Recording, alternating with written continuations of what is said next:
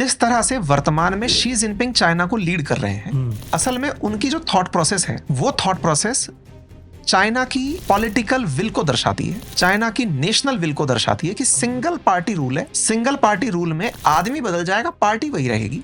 आपने अगर नोटिस किया हो तो अपने देश में भी ये प्रयोग होने शुरू हो गए हैं। अभी हरियाणा में क्या हुआ, 9.5 साल से खट्टर साहब थे, आखिरी समय पर जाकर के नायब सिंह सैनी को ले आए। बोले पार्टी से गुस्सा मत करो, बंदे से कर सकते हो। आनंदीबेन पटेल की जगह विजय रूपानी को ले आए। बोले पर्सन से आप नफरत कर सकते हो, पार्टी से क्या करना।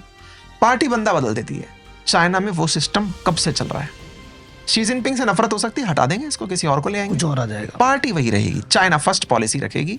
चाइना फर्स्ट की पॉलिसी में चाइना जिस तरह से ग्रो करना चाहता है वो वैसे ग्रो करेगा। और रही बात इसकी कि चाइना बर्बाद हो गया, फेल हो गया, सिंपल नैरेटिव है सर, हमारे पास कोई भी इसके क्रेडेंशियल सोर्सेज नहीं होते। हाँ, हर देश ग्रो करे और हमारे लिए बहुत अच्छा है चाइना ग्रो करे। चाइना का ग्रो करना इंडिया के इंपोर्ट्स को बहुत मजबूत करता है। कुछ लोग कहते हैं कि इंडिया को चाइना से इंपोर्ट पे डिपेंडेंट नहीं होना चाहिए। इंडियंस ने एक बड़ा खेल सीख लिया है, सस्ते में माल इंपोर्ट करते हैं, यहाँ पर उसको और असेंबल करते हैं, कुछ और बना के बेचते हैं। जैसे आज हम इंडिया के केस में कहते हैं कि हमारा फार्मास्यूटिकल सेक्टर वर्ल्ड के अंदर बहुत ही ज्यादा डोमिनेटिंग सेक्टर है, जेनरिक दवाओं के किंग हैं हम। हमारे बीमारी जब कोरोना जैसी भी आई तो हमने दुनिया को वैक्सीन बना के भेजी, वर्ल्ड की फार्मेसी हम। लेकिन हम ये बताना कहीं ना कहीं मिस कर जाते हैं कि उस दवा को बनाने में जो एक्टिव फार्मास्यूटिकल इंग्रेडिएंट, जिसे आप एपीआई कहते हैं, वो चाइना से आता है। हमने कोरोना से लड़ाई लड़ी लेकिन उसकी किट चाइना से आई थी।